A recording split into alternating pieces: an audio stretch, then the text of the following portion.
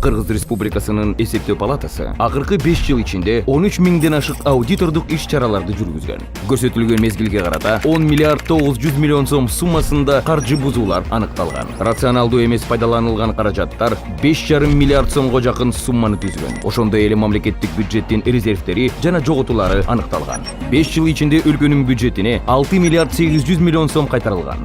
Бул бузуулардын бардыгына тең министрликтердин, ведомстволордун, мамлекеттик ишканалардын, жергиликтүү өз алдынча башкаруу органдарынын жооптуу адамдары тарабынан жол берилген. Аларда финансылык тартипти бузуулар аныкталган.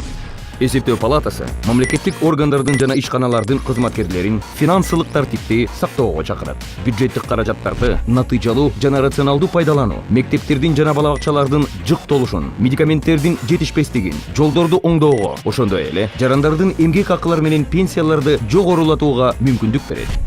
Мамлекеттик бюджеттин ар бир сомунда Кыргызстандын элинин эмгеги турарын эсиңизден чыгарбаңыз.